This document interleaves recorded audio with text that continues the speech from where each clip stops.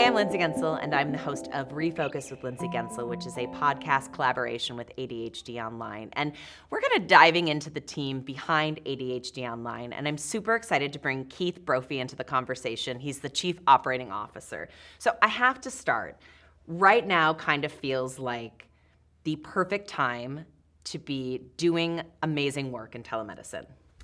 This is the ideal time to be in a pioneering field like telemedicine, especially telemedicine for mental health. We are working to complement traditional health, but also doing some really cool, innovative things. So it's a good era to drive some change. So telemedicine might sound like a new concept, but in fact, it goes back to the 20s, and we can look at organizations like NASA and the United States military for being these early adopters of telemedicine. But, as you mentioned, innovation has played such a key role in how we move forward. So what excites you about what you're doing with ADHD Online and what you're offering to your patients? Well, we're a very purpose-driven mission at ADHD Online, and that really fuels our team and our relentless push to find better and better ways. But I would call what we do telemedicine done right. And you're right on, telemedicine has been around for decades, but we've finally reached the stage where it can be done seamlessly, reliably, with great scheduling, great information, great forethought, great patient journey. So it's really rewarding to see how well it resonates with so many of our patients. A lot of telemedicine companies, including ADHD Online, started before the pandemic. And I mean, no one could know what was coming. I mean, if you did, I hope you got something really good out of what happened in March of 2020. So, you put this model out there, you start building it, and then the world comes to a halt, and we really have to turn to telemedicine. It's so interesting when we look at healthcare providers during the pandemic. They're on the front lines, but then there was this second group of healthcare workers who had to take care of the rest of us who were stuck at home. And telemedicine just played such a crucial role in making that happen. There were a lot of things that happened during the pandemic that came along with the changed models of staying at home and concerns about even going to healthcare facilities. But one of them was regulatory, the governmental regulations around telehealth shifted through an emergency order. So that opened up some new possibilities during COVID. The other thing that happened is the needs seem to have escalated. The needs were very high for mental health care in general pre-COVID, and COVID certainly didn't lower that need. For us as a nation, it gave rise to a whole new wave of mental health needs, awareness about mental health challenges, and ADHD is one that's on the forefront.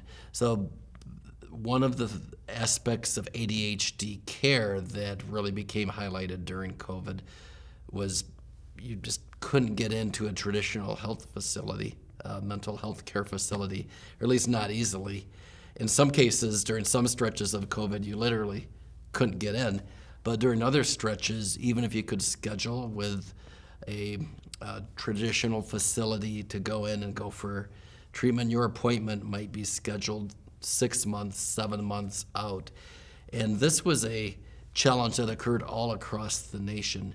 So the vision for ADHD Online was to remove barriers of access and to have an affirming, seamless patient journey. And that really came to the fore during the COVID era. The business definitely picked up then with that model of telehealth done right, barriers of access removed, get get your diagnosis within days of reaching out. And the model isn't just about the diagnosis. The model, there's the idea of decoupling. And so you're coming in for an assessment, and then if you choose to, after you're diagnosed with ADHD, you can also continue on into medication management and then teletherapy. And we've both seen the amazing stuff that's on ADHDonline.com. I mean, the resources, it's not just about, hey, come in, get your diagnosis, and we'll see you later, and good luck. It really is putting into this community to make sure that those resources are there. The resources that we can bring to bear for the ADHD journey are so important. We started with just the diagnosis originally, but as soon as it made sense, we opened up across the country for the treatment paths, the teletherapy, the medical management, and that's been really affirming to be able to do the whole approach. But it's still worth noting that our assessment and diagnosis is by intent portable. So when our patients come to us and go through the assessment, they can take that portable diagnosis potentially to their own physician, to a referring healthcare system. And that really gets to a core pillar of our model, which is empowerment, empowering the patient with ADHD to have the knowledge they need, the resources they need, the insights to have the best journey possible. I bet in 2018 when ADHD Online was started, where we are now didn't realize that it would happen so quickly, and we kind of fast forward to this point because of the pandemic. So when you look at the future of telemedicine and how it plays into ADHD, what do you see? What's the next step? It's an exciting future and one that can touch even more lives than we've touched so far. So from the ADHD Online perspective, we see a model that's been proven, that's been really affirmed by the patients and by the providers that are part of our team.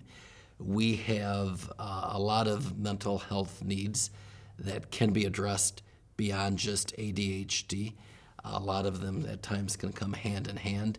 And as we look down our roadmap, we think with this model established, we can start to open up to more patients, more scenarios. The one other interesting note I'd add about where we're headed is that this model of providing responsible, patient-centered patient care, mental health, telehealth, done right as I called it, but that means a lot of checks and balances to ensure patient safety. We do a lot of things that much of the industry isn't so rigorous or vigorous about to make sure we're kind of the gold bar of doing it right. And as the dust kind of settles on the telehealth model as it surged through COVID and we look at what the long-term approach is, we believe that replicating all that's best about the traditional model, working with traditional health systems, complementing what they do, the epitome of care for that seamless patient experience is a model that fits a lot of scenarios ahead. Well, Keith, it was such a blast to talk to you, and I hope we can chat in a couple of years and all of the things that we talked about will have come true by then.